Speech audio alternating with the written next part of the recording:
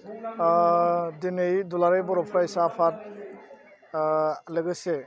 बाक्सा जिल्ला एबसु आरो तामुलपुर आन्चलिक एबसु जथायै फैबाय थानाय बर'नि रंजालि बैसागु बेखौ लानानै हारिमुवारि मावबादा जोङो खुंनाय जादों आरो बे मावबादानि गेजेरजों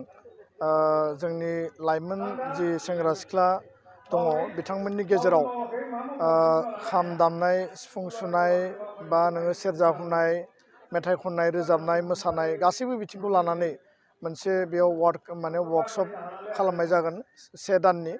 आरो जोंनि गासैबो जिल्ला दखरा आसाम नाङै बे हाबाफारिखौ जों खुंगोन। बड'फा गोजोरथियारि सोलायनाय मावथांखि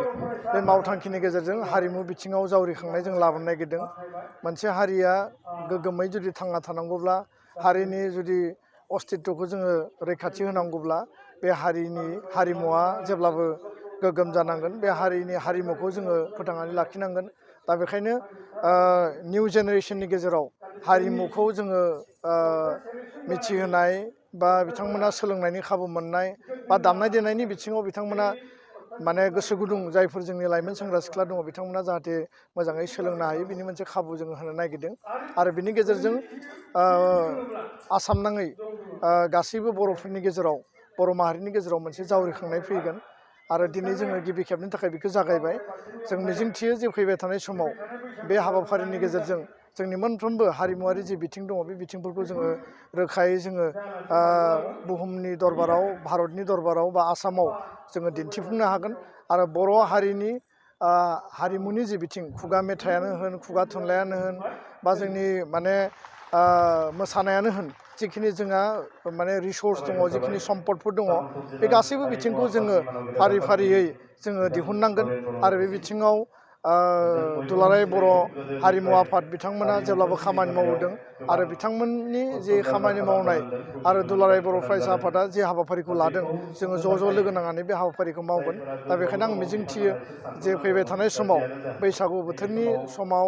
बा दिनैनिफ्राय जोंनि जे हाबाफारि बे हाबाफारिखौ जोङो मोजाङै जाफुंसार होनानै जोङो मोगथाङाव बर' हारिनि हारिमुखौ जों जाहाथे प्रतिस्था खालामनो हायो बेनि थाखाय जों बे हाबाफारिखौ लादों। स्पस्ट' बाथ्राखौ बुंदों जे बिटिआर सान्ति सुक्ति बे सुक्तिखौ खालामनाया दिनै बोसोरसे जाबाय। बिनि आधा दफाया मावफुंजाबाय आरो माखासे दफाया दाबो मावफुंजानो गोनां दङ।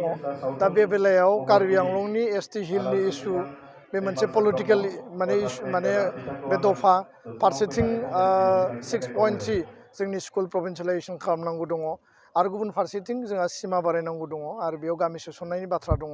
दा बेखायनो कमिसना जिहेतु खामानि मावबाय थादों आरो फाइनेलि बेयाव आसाम बिधान सभानि बा गभर्नमेन्टनि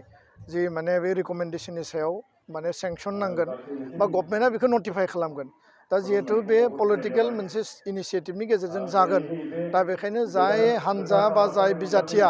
बिटिआर सुक्तिनि दफाखौ रोखायै आबुङै मावफुंनानै होगोन बे हान्जा आरो बे बिजाथिफोरनो जोङो मदद होनो थाखाय जों थिग खालामदों आरो बे बेलायाव बिटिआर सुक्तिखौ मोजाङै मावफुंदों होननानै बुङोब्ला बा बिटिआर सुक्तिखौ खालामनायनि उनाव बे दफाफोरखौ मावफुंनायनि बेलायाव इउपिपिएल राजखान्थि हान्जाया आथिखालाव मावगासिनो दङ आरो गुबुन गुबुन हान्जाफोरा बे दफाफोरखौ मावफुंनायनि थाखाय खुनु बाथ्रा बुंनायखौ जों नुवाखै। दा बेखायनो जोङो बुंदों जे इउपिपिएल राजखान्थि हान्जाया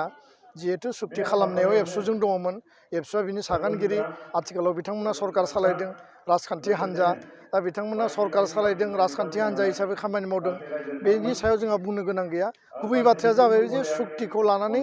सोर हान्जाया सिरियास आरो सोर सरकारा सिरियास आरो बे बेलायाव मावफुंनो गोनां दफाफोरनि सायाव बिथांमोना बेसेबां इनिसियेटिभ लादों। दा बेखायनो इउपिपिएलआ जिहेतु बे बिथिङाव गोग्गोमै आरो रोखायै सरकारजों डिसकास खालामनायाव टक खालामनायाव रिजल्भ खालामनायाव कमप्लिट इनिसियेटिभखौ बिथांमोना लादों आरो दुलाराय बर' फरायसा आफादा प्रेसार बिल्डिं खालामदों। बेखायनो जोङो फैबाय थानाय समाव माने दफा इमप्लिमेन्टेसननि थाखाय एकर्ड इमप्लिमेन्टेसननि थाखाय जाय माने हान्जाया जोंखौ सापर्ट खालामदों जाय हान्जाया खामानिखौ मावदों बे हान्जाखौ जों सापर्ट खालामगोन आरो बे बिथिङाव जोङो रोखायै बे बाथ्राखौनो बुंदों जे फैबाय थानाय समाव बे हान्जाफोरखौ लानानै जोङो खामानि मावगोन। गोजोन्थों।